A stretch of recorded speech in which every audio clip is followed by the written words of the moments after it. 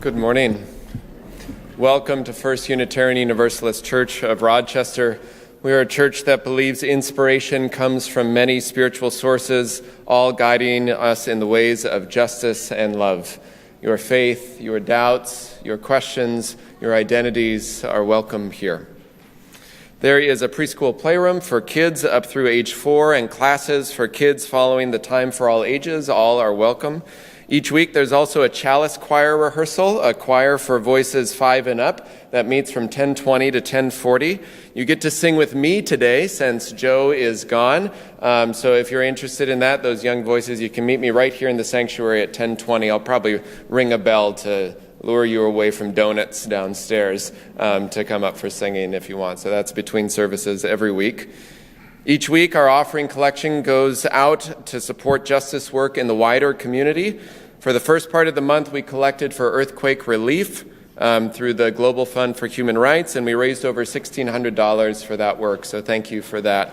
That's a wonderful donation. For these last 2 weeks of the month, we're collecting for local immigration justice support through our own Immigration Justice Fund and also SMILE, the Southern Minnesota Immigrant Interfaith Legal Defense.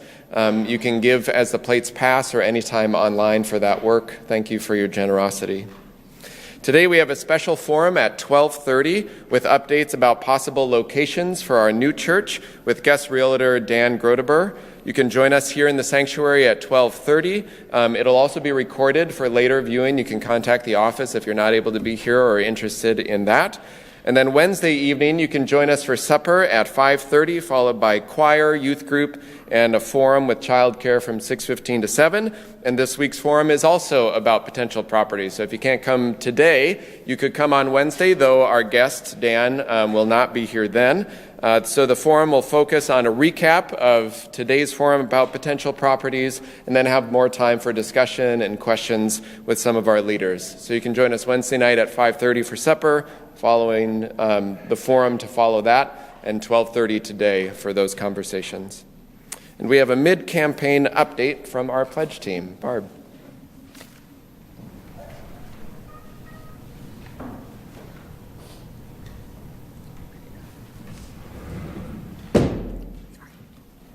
Good morning, everyone.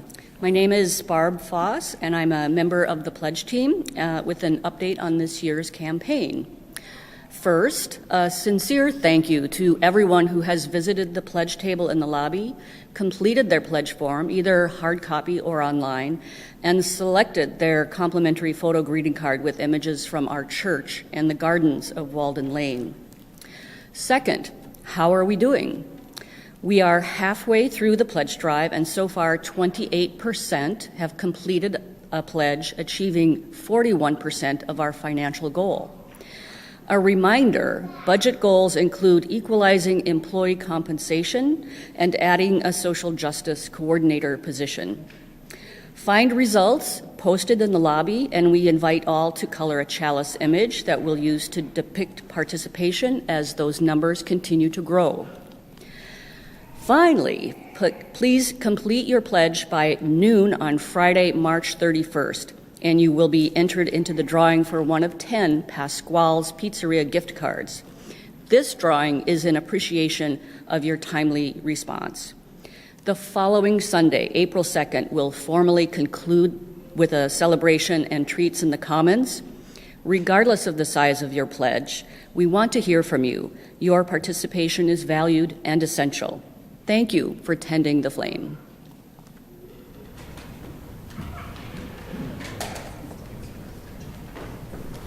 Thanks to Barb and the pledge team for all the work for a wonderful campaign this year.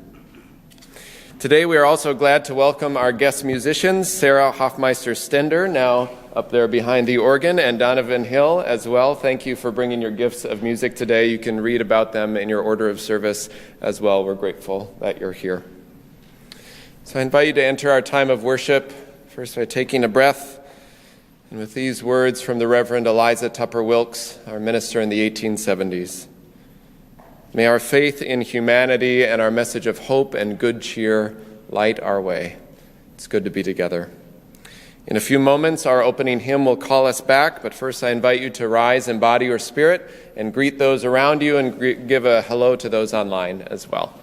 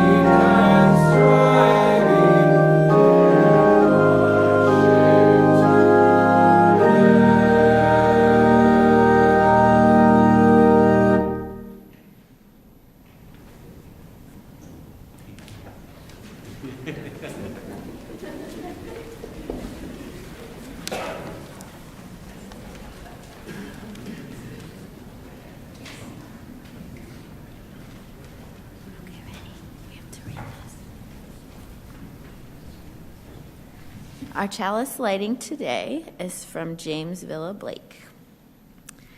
Love is the spirit of this church, and service is its law. This is our great covenant, to dwell together in peace, to seek truth in love, and to help one another. With this covenant, we light our chalice.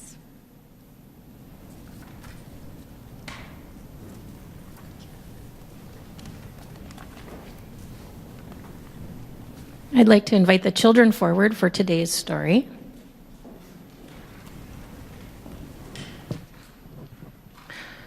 So this month's theme of vulnerability is something that I feel like I put myself out there every Sunday, right? And I often have some pictures to support me. But today I'm going to open myself up and just tell you a story. And I'm not going to do a whole lot else other than ask you to maybe just take a couple deep breaths and ground yourself and try to make the pictures in your mind. Homer's Wings by Caitlin Cotter Coilberg. I don't know that it happened this way, but I do know that it's true that long ago and far away, well, more likely, recently and quite nearby, although maybe not in this weather. High up in the mountains on a black cherry tree, an egg was laid on a leaf. And in the light of a full moon, out of that egg was hatched a little brown caterpillar named Homer, with white markings that would look to any bird who might fly by, perhaps like bird droppings. Homer looked around in surprise and wonder to find himself alive in this world. "You better eat your egg casing there, little friend," said a black and spiky caterpillar nearby. Homer looked at his new friend and thought, well, he must know what I need to do. So Homer did just that and turned to look at his new friend. "Welcome to the world," said the other caterpillar. "My name is Enid. It's delicious. Here, try some of this leaf." Together, the two caterpillars munched on leaves throughout the spring, through the rain and the sun and sunrises and sunsets. They laughed together at the antics of the baby birds and hid together under leaves so the black, spiky caterpillar wouldn't get caught by the birds. Enid taught Homer all he needed to know about life on a leaf: how to stay safe, how to munch, how to enjoy the feeling of the wind swirling in the leaves, how to hang on to those leaves. Together they gazed each night at the moon, but one day the black spiky caterpillar did something different. "What are you doing?" asked Homer. Enid was carefully putting down silk on the underside of a twig in the newest collection of leaves. And they began hanging upside down? "Enid, what are you doing?" "I'm making a chrysalis," they said. "Oh, what?" "You'll see." And over the next couple of days, in the shelter of leaves, the spiky black caterpillar shifted and shed its skin and became a strange, lumpy brown thing that used to be his friend, but now wouldn't even talk to him. For a week, Homer munched quietly by himself and would check on his brown, lumpy friend and just see what was happening. But then one day, out of this strange, lumpy brown chrysalis pushed an even stranger new creature. Homer watched as the new creature pumped blood into its black and white and orange wings, and unfurled a strange new mouth. "Who are you?" cried Homer. The new creature turned to him. "Oh, little friend, It's me, it's Enid, the one you laughed and hid and munched leaves with and watched the moon. But now I'm a butterfly, an admiral butterfly, to be specific, Enid said proudly. But you changed, said Homer. You were as constant as the moon, and now you have changed. Oh, friend, Enid said, we're supposed to change. Why, even the moon, it's different every night. And sometimes we see all of it, and sometimes only a sliver. But it is still the moon. I don't want to change, said Homer. Change is part of who we are, said the butterfly. And now our friendship must change too. I must fly away in search of flowers and other butterflies, and eventually I will fly south to stay warm in the winter. But you, my friend, must stay here and continue to eat and grow and stay safe from the birds. But you will change too. And just remember, you are loved. You are a beautiful friend, and I'm glad I know you. And with that, Enid took to the sky. And that summer, the little brown caterpillar ate and grew and ate and grew and hid and watched the moon. And as he became a bigger brown caterpillar, his white splotches turned into two little eye shapes, so he looked like a fearsome little snake. No birds ate him. And day by day, the season changed, and somehow Homer knew it was time to find his own spot to change into a chrysalis. And boy, was he scared. Would he be safe? He's so vulnerable, just sitting there, hanging from a leaf. Well, he remembered what Enid said and knew that it was time to change. All winter, that chrysalis hung there, safe and still. And in the spring, Homer felt himself stir, felt his new body shift again, and wiggled free. He had a new mouth and different shape and wings. Wings that were yellow and black and blue and orange and just glorious. He didn't know what was next, and that was kind of scary. But he also knew it was something he had to do. Our musicians will play our next song as we head out.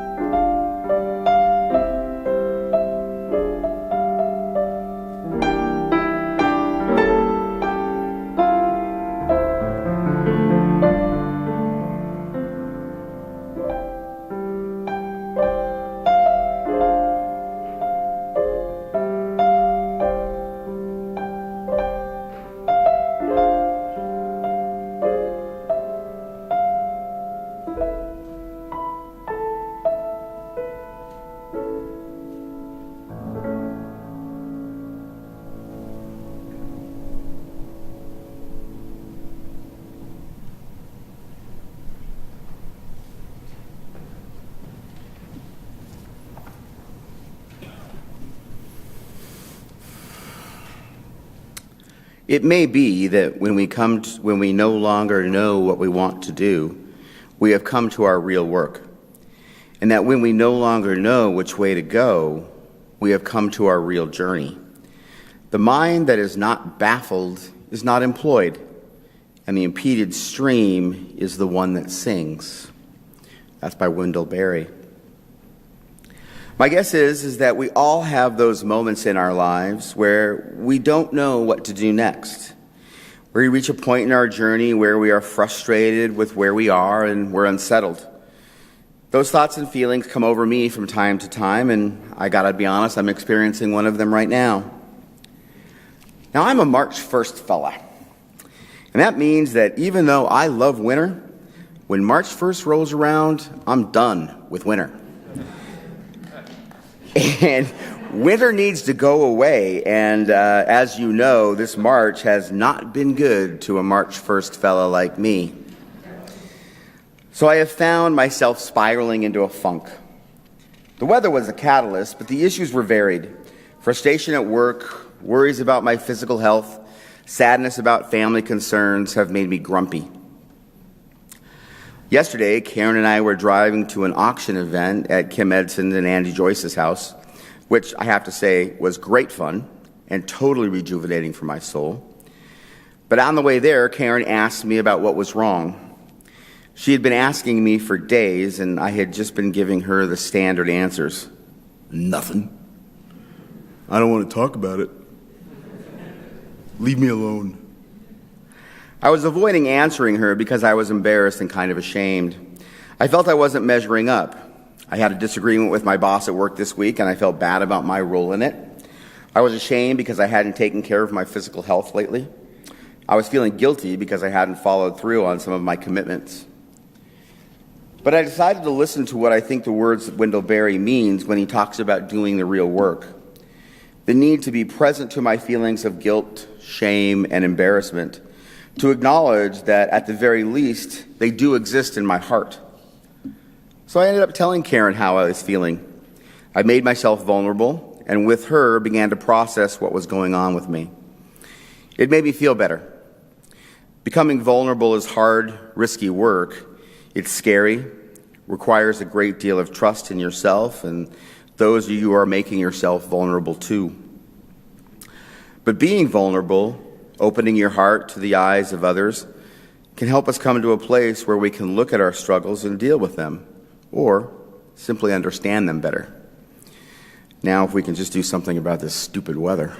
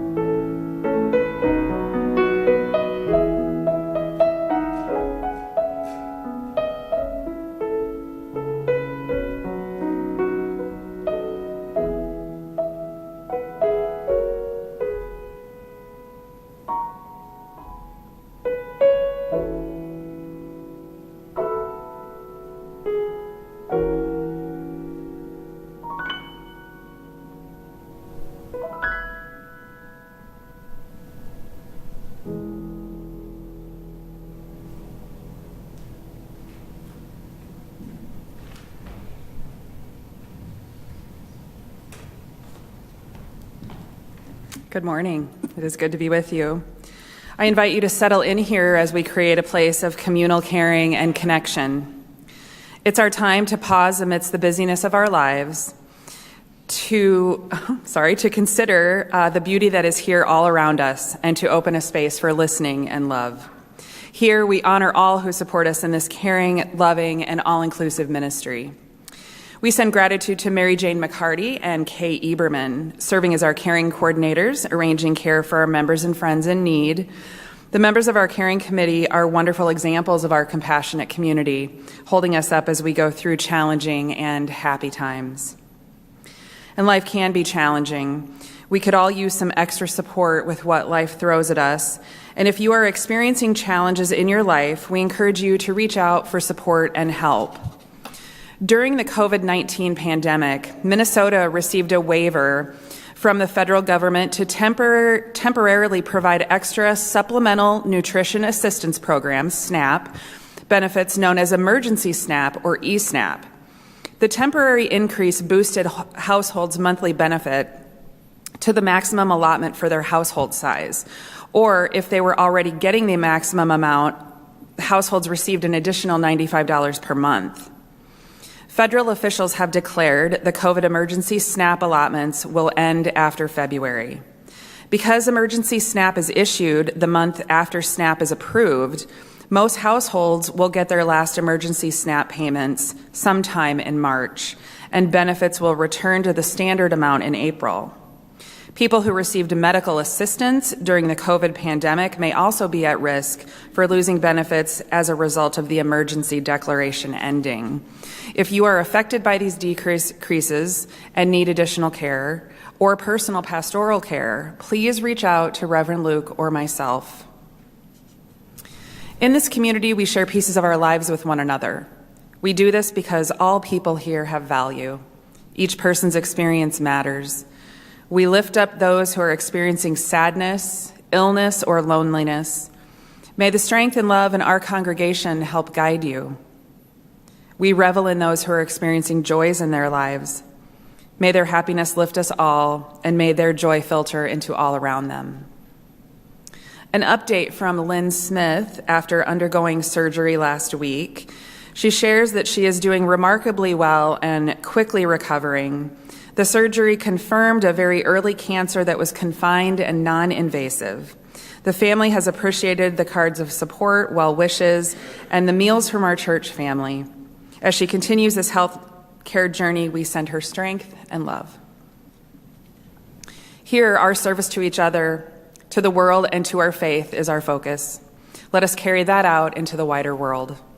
May the faith in the Spirit of life, love for the community of earth, and love for the light in each other be ours now and in all the days to come.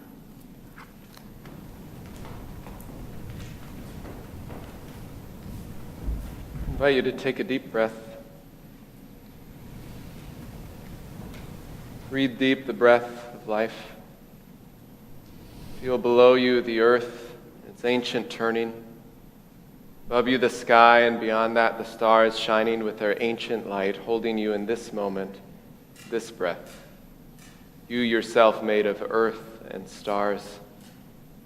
Know that in this house you are named, you are known as beloved, as sacred. I invite you into this time of meditation, this time of prayer, first by sharing silence together.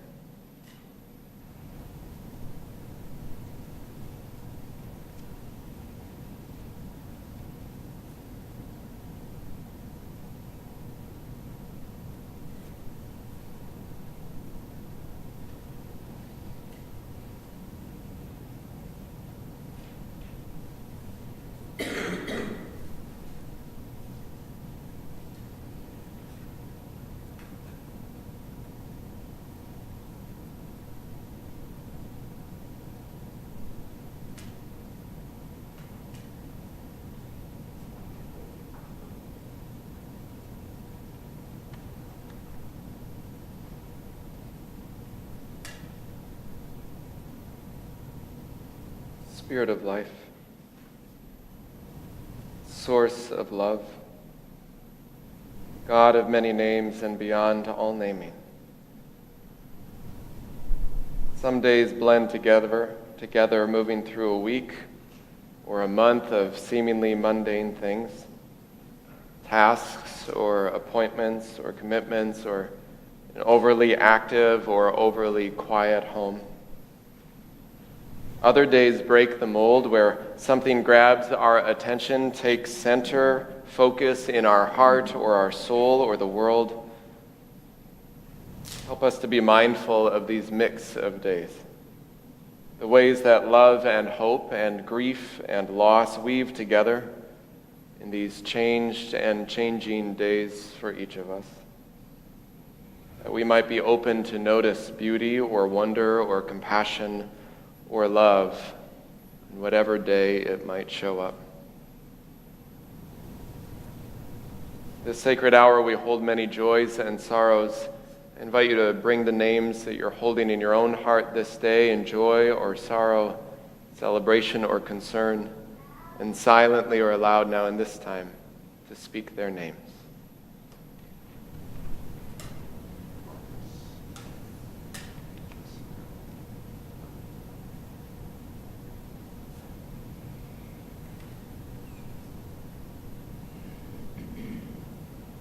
All those names spoken aloud and those in the silent sanctuary of our hearts, may we all be held in grace and love. These words of meditation come from Stanley Kunitz.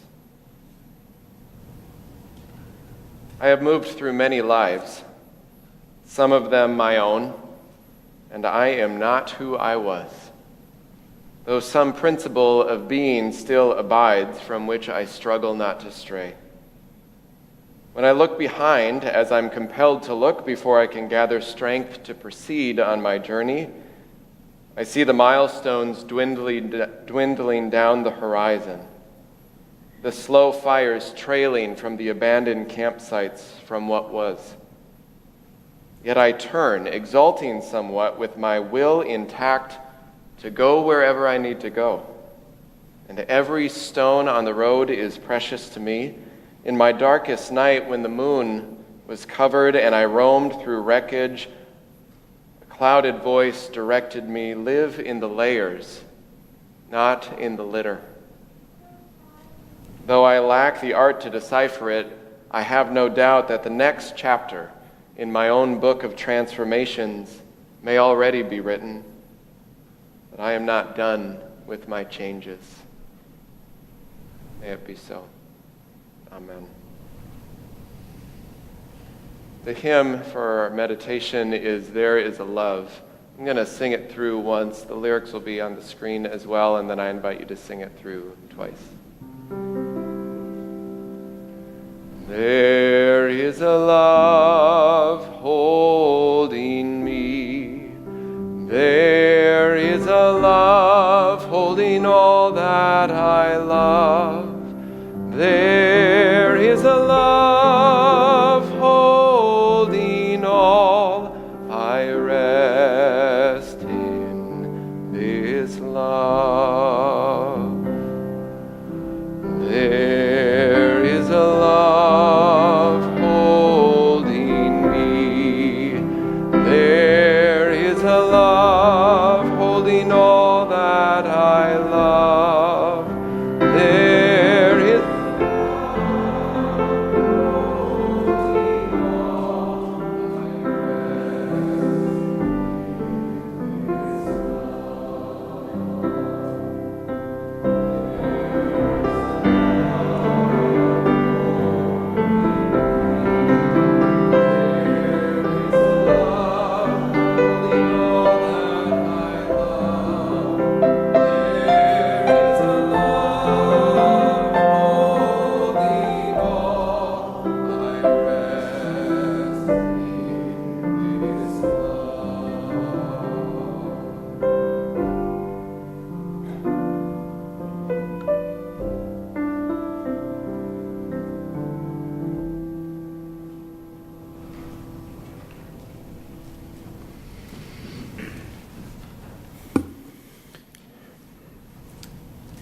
The first reading is The Artist by Jenny George. A snake lies in the open, dormant in its sleeve of heat. A gilded orphan on the sun-warmed dirt, eyes slits ajar, waiting for the infinite to arrive. You want to strike at it with a stick. You want an answer to the prayer that says, "Make use of me." One day, the old life simply sheds its dress and flows through the stones. Then the future wavers up in you and stands in your throat like a flame.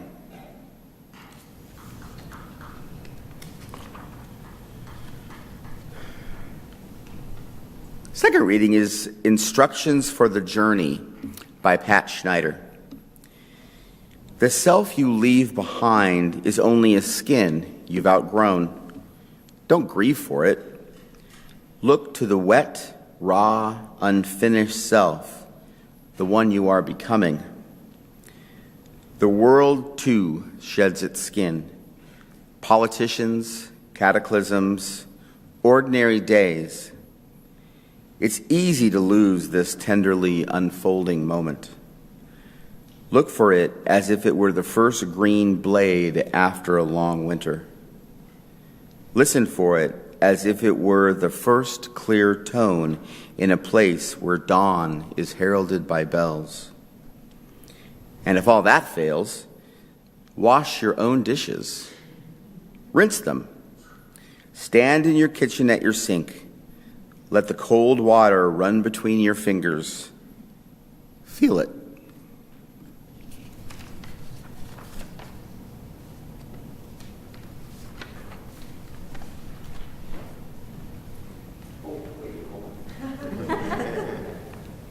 The ushers will now take your offertory.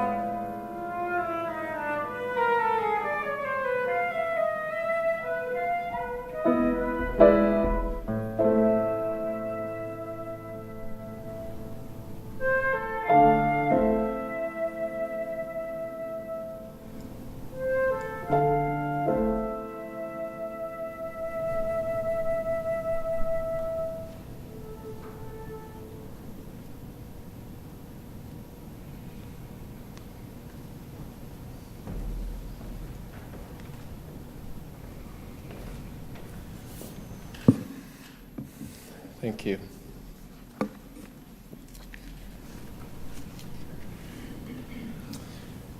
The first signs of spring, the quiet ones, which will happen sometime in the next 8 months, they start here at church, at least, in the center courtyard. Protected a bit there from the elements, safely tucked on most sides in 60 years of concrete, quick to regain and retain heat from both the building and from how the sun gathers in amongst the stones and the leaves that have been layered for their protection.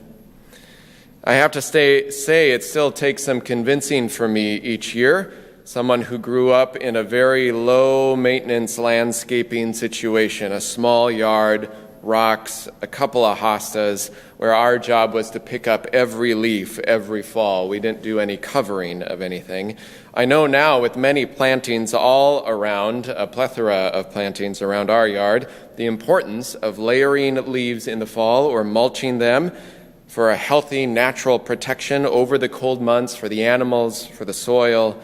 It's a yearly back and forth in my mind, though, a push and pull of my natural inclination. Gather them all up. Nope, leave them there. That's better. Gather them up. Nope, leave them there. And it usually winds up that I gather some of them up, I leave some of them there. Mostly I just kind of move them around so I feel productive in the fall. So from under the layers of leaves around these edges of the courtyard there, the little bulbs start to come up before most anything else does.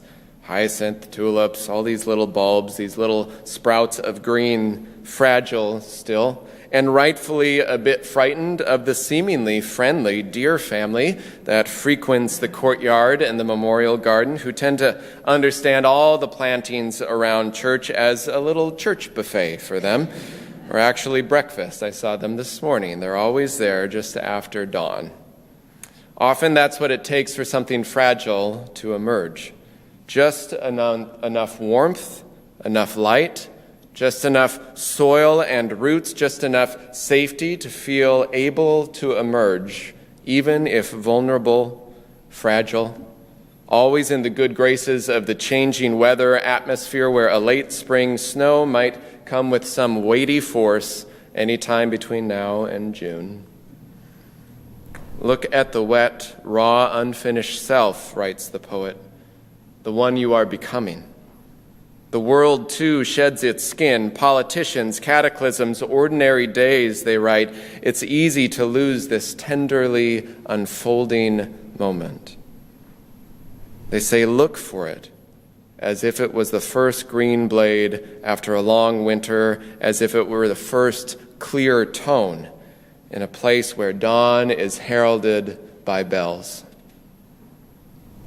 Dawn heralded by bells, or deer. How true it is. This world, our lives, is filled with layers. We are a layered-on people in both nourishing and protective ways, as well as confining and constrictive ways. There are strict layers sometimes of expectations and norms, rigid rules of identity or definitions of success, the constant rules yet and still persisting alive and well in classrooms or boardrooms or clinics or churches where assumptions made or quiet expectations said or quietly thought are rooted in age-old beliefs, where the more white or the more straight or the more male, European, conventional you are, of course, the better. We like to think we've broken free of most of that, and of course we know we haven't. The fragility of being non-conforming in a dominant culture is a type of vulnerability that is experienced every day in most places. For many, vulnerability is not much of a choice. It's not always a safe and open spiritual idea just to ponder. Too often our invitations to vulnerability, to being vulnerable, come from even well-intentioned places, but from a place of ease, a place of endless choice or agency or individualism. It's a different thing when fragility or vulnerability is experienced in oppressive ways. And in that space, both for those who experience the direct impact of it, or folks that are open and mindful enough to understand the context or the experience of another, or are aware of how these rigid systems constrict and impact us all collectively, there is something deeper there to learn from, to pay attention to. How strength and identity and depth of character and compassion can and often does come out of adversity, true. It's almost never done in isolation, even when it can feel so isolating. For something fragile to emerge, to break through old ways or old assumptions, some shifting and emerging form to take shape, to take root and bloom, it takes some protection, an environment, a space where there is enough safety to be vulnerable, to be nourished by good soil and all that is around you. So often it's about shifts in identity, especially around gender identity, which is harshly under attack, poignantly in recent days, where being trans or dressing in drag is something that somehow is more threatening in society, they seem to think. More threatening than rifles or swastikas or Confederate flags outside the school or the library or the church holding a story time. Recently, some activists have pointed out, referencing LGBTQI plus literature and media, that dressing in drag was often welcomed, not feared, in many conventional TV shows, unless the people were identifiably queer. It was as if a straight, cis, simple, regular person was just joking around, often in transphobic ways. Somehow that was fine. But if they were actually queer or affirming drag, then it was dangerous. Pointing out the hypocrisy that drag was in and of itself not something to be feared. Or they'd point out about literature in school or libraries. One activist wrote, "Queer people have been reading about straight people almost exclusively in curricula and books for a long, long time, and it hasn't turned them straight. But you fear that after reading one book with a queer character, all of a sudden Bobby's going to ask Billy to prom."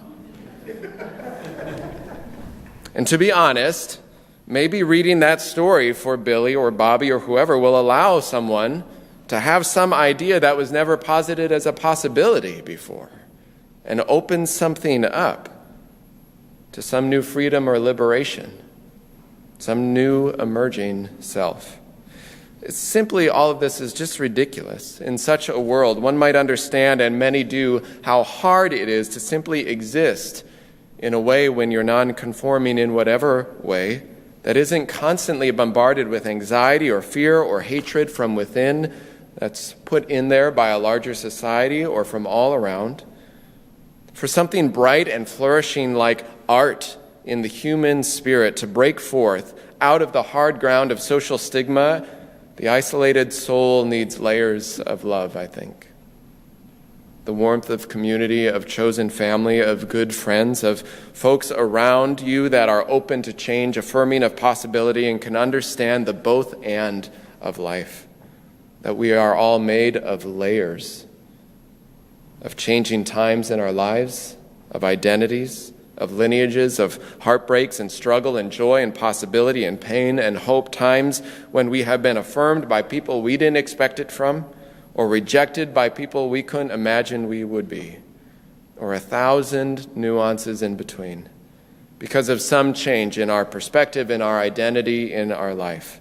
And it is only together with the nourishment of seasons and communities past, covered in layers like compost, which is itself a mixture of loss and grief that is filled with nutrients to create new life. It's only in those layers that we rise fragile towards some new day. I have moved through many lives, writes the poet, some of them my own. I am not who I was, though some principle of being still abides. Some principle of being. I am not who I was. That's the thing about spring. At least in this and many other climates, it stinks. It's messy. It's this back and forth between blossom and mud. And as much as we'd like to put things into neat little compartments, the calendar changes, the day arrives, March 1st comes, and Paul's like, "Hey, winter, get out of here. You're over. The snow is supposed to disappear and freshness just begins. We know each day, each season is always a work in progress within the ground, within the soul, somewhere between what has been and what will be, this muddy middle of becoming, of taking the good of what was, moving through the messy terrain of transformation before something new can emerge. One day the old life simply sheds its dress, writes the poet, and flows through the stones, and the future wavers up in you and stands in your throat like a flame. In our home, we were gifted a plant a couple of years back from longtime members Anita and Randy, who have since moved east. Hi, Anita and Randy, if you're watching online. They weren't going to travel with all their plants, so they gifted us a lovely one, kind of a funny one. You might be familiar with these. It's a Christmas cactus. They described it in the perfectly right way. It's a Christmas cactus, but it doesn't always bloom at the expected time. So sometimes it's an Easter cactus, or it's a Labor Day cactus, or whenever. It hadn't bloomed at all since they gifted it to us, probably because of our lack of correct care. And they gave it to us now years ago, but it bloomed just a couple weeks ago. It was a Valentine's Day cactus this year, apparently, and it happened at about the same time I was shopping with one of my children, preparing for the Valentine's Day dance here at church, shopping in the boys section with the only goal between ties and rainbows and blazers was to resemble Brandi Carlile at any cost. Things don't always bloom in the expected way, and thank God for that. Sometimes it's in an entirely different season of the year. Sometimes things bloom in an entirely different section of the store, and you have to cross over there and you confirm to the people around you, we are in the right section where we want to be right now. Sometimes it's an entirely different way than is so often assumed. We break out of these labels that are hanging over the clothing in big letters, or the hard ground that felt so sturdy all winter long, and when we know there is just enough safety, not a guarantee of safety or ease, which is never, but just enough nourishment and beckoning warmth of love for us to emerge, maybe then we realize where we are planted, in the beautiful, muddy mess of this life. And we lay down our burdens and we merge into some bright glory of what is still possible, always still possible. The closing hymn, Glory, Glory, is a spiritual, inviting us to imagine the rigid burdens that are placed upon the soul, in this tradition especially for enslaved people, and what it might feel like, or feels like, or felt like for body and soul to lay those burdens down and find liberation and freedom. I invite you to rise in body or spirit as we sing together. Glory,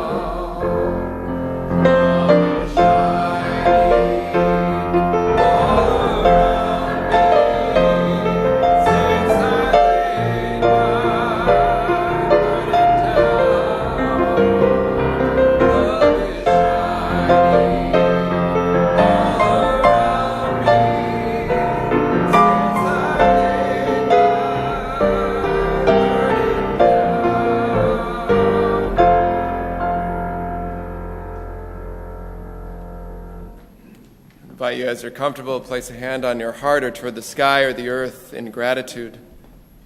And breathe deep the breath of life. Go yonder, and gather the people. Give them not hell, but courage and hope. Give them something of the love you have found here. And tell all the people that love is our home. Amen.